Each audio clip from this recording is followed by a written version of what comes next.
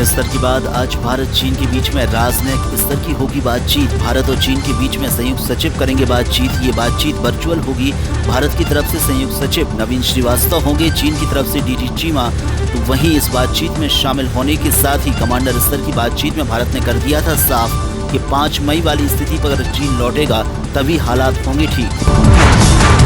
भारत के मित्र देश रूस में आज बुधवार को 75वीं विक्ट्री डे परेड हुई। भारत के रक्षा मंत्री राजनाथ सिंह और भारतीय सेना के 75 जवानों की टुकड़ी हुई है शामिल। 13,000 सैनिकों के साथ आर्मी के 234 व्हीकल, मिसाइल, टैंक ने किया है मार्च पास्ट।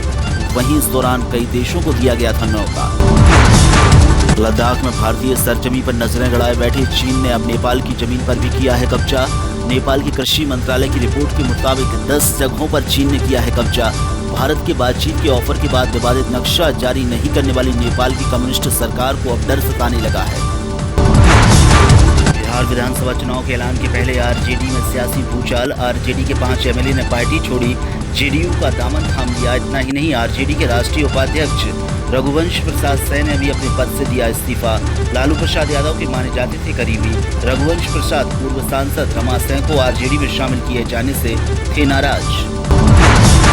दुनिया में सबसे बड़ा स्मार्टफोन का मार्केट एंड्रॉयड डिवाइसेस का ही है। गूगल, सैमसंग जैसे ब्रांड के डिवाइसेस बजट को लेकर प्रीमियम सेगमेंट का पॉपुलर है।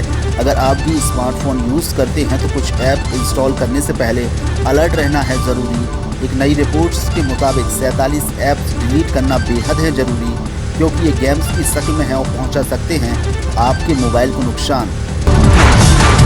मध्य प्रदेश के मुख्यमंत्री शिवराज सिंह चौहान का दावा कि मध्य प्रदेश में कोरोना वायरस की ग्रोथ रेट देश में सबसे कम, परंतु शिवराज सरकार की सरकारी रिपोर्ट बतलाती है कि 24 घंटे में मध्य प्रदेश में कंटेनमेंट एरिया बढ़कर 1098 से 1122 हो गए हैं।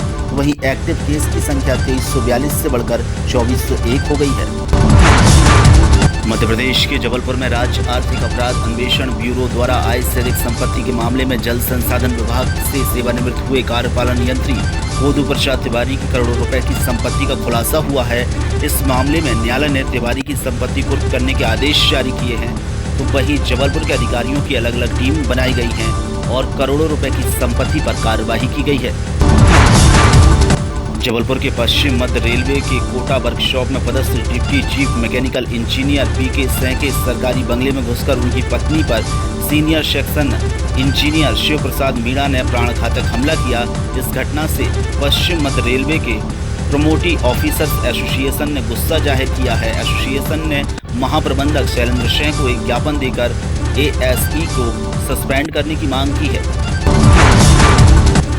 मध्य प्रदेश सरकार की बिजली बिलों में छूट देने के बाद भी बिजली बिलों में आ रही है गड़बड़ी। अब इसे सुधारने के लिए 15 दिनों का अभियान चलेगा। यह अभियान विधानसभा स्तर पर चलेगा। इस दौरान बिलों की गड़बड़ियों को दूर किया जाएगा। एमपी सरकार का दावा है कि नहीं होंगे उपभोक्ता परेशान। सुधारने के लिए सरकार कर रही है इंतजाम। यदि आपके मोबाइल फ़ोन या फिर ऑनलाइन प्लेटफॉर्म पर कोरोना की फ्री जांच मैसेज आते हैं तो सावधान हो जाइए, क्योंकि इस मैसेज की लिंक पर क्लिक करने से आप ठगी के हो सकते हैं शिकार। मध्य प्रदेश साइबर पुलिस ने इसको लेकर जारी किया है एक अलर्ट। साइबर पुलिस के पास हर महीने 60 शिकायतें पहुंच रही हैं, जिसमें कोरोना की फ्री जांच के अलावा दूसरे लुभावने मैसेज होते हैं। तो वहीं केवाईसी अपडेट करने पर लोगों के साथ हो जाती है ठगी।